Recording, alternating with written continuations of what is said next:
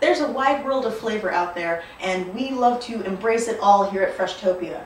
Mr. Javier Menendez and his wonderful class of English students in beautiful Luarca, Spain, have inspired us to take on the challenge that is the experience of Spanish cuisine. So we're picking up those flavors in an exciting dish for you all to enjoy today.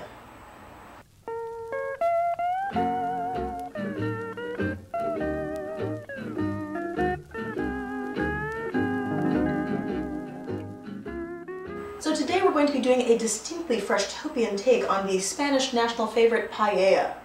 Paella is a dish whose origins remain shrouded in mystery, but through the magic of the internet we have come upon 3 possible solutions for the story of its origin. 1. There's the theory that the word comes from the Latin word patella, meaning pan. Paella is traditionally served in a unique double-handled pan and cooked over an open flame, so the name may come from the vessel that it is traditionally served in. 2.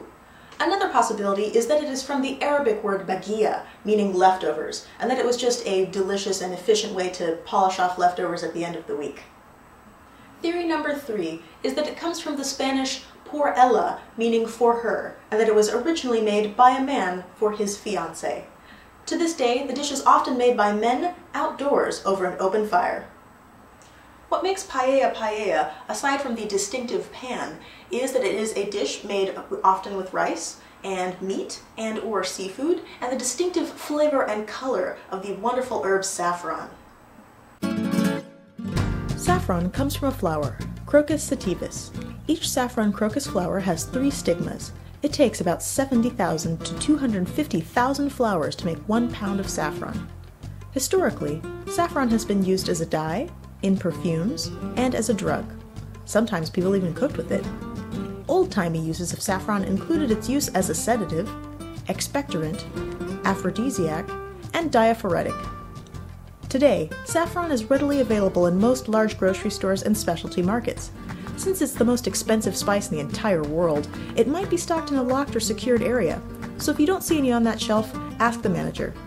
Find quality saffron by looking for threads that are brittle and well-dried and have a strong, fresh aroma. Also, make sure the saffron is all red without white or pale yellow parts, as these have none of the properties you want, and well, you're paying a lot for them.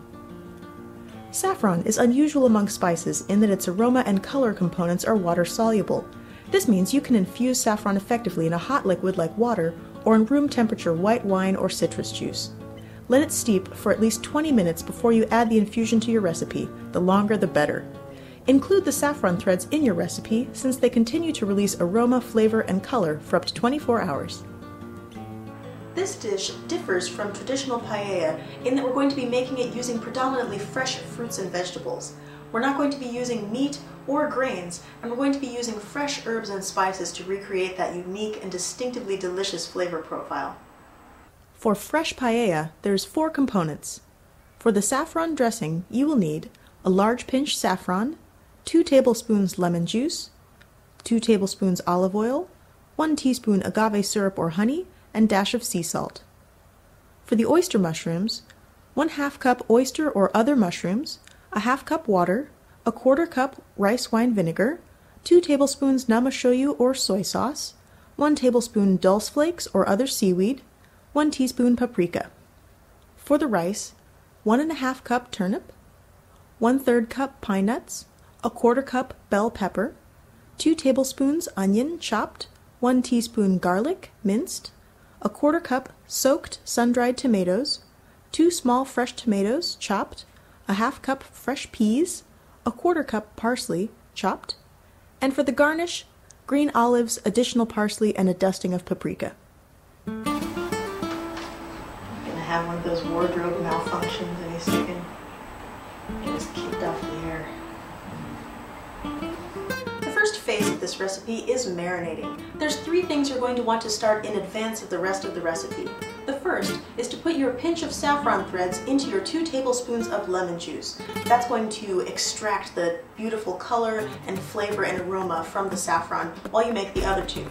You're also going to want to start your sun-dried tomatoes soaking in some warm but not hot water. The final thing is to make our shrimp analog. and that's going to be your mushrooms soaking in some warm water with the namashoyu, paprika, and dulse flakes. Next, it's time to make our rice analog. First, peel and coarsely chop your turnips, the onion, the bell pepper, the garlic, and then add them to your food processor along with the pine nuts.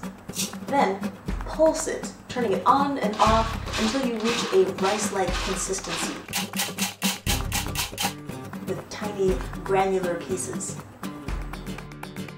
Once your food processor has had its way with your rice ingredients, it's time to turn your attention to your saffron infusion.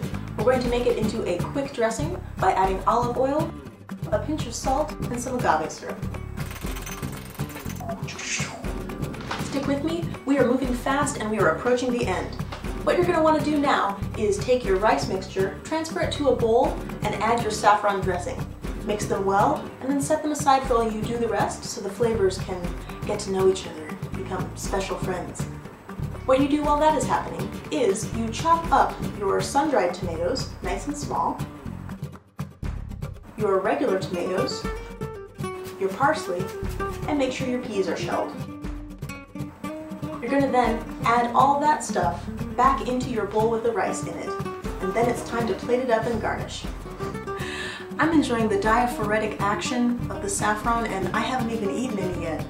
One thing you can do at this point is let it sit overnight. The dressing will kind of soften up your turnip, make it a little bit more rice-like, and allow the flavors to marry a little bit more.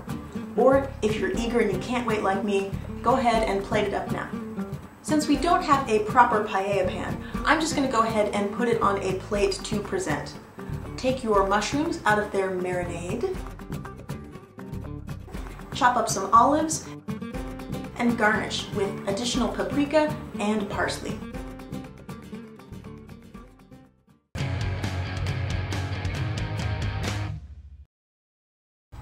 So, I'm not a huge fan of that moment at the end of the cooking show when the chef in question has a bite of their wonderful thing they've made and praises their own genius at great length.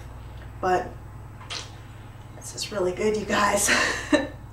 Saffron, for being one of the most expensive herbs on the entire planet, is well worth it. It imparts a fascinating and unique quality to this dish. It looks beautiful, it's attractive, it's full of complex and wonderful flavors. Maybe a little romantic even for that special someone. So I really hope that you will give it a try because it is well worth the time.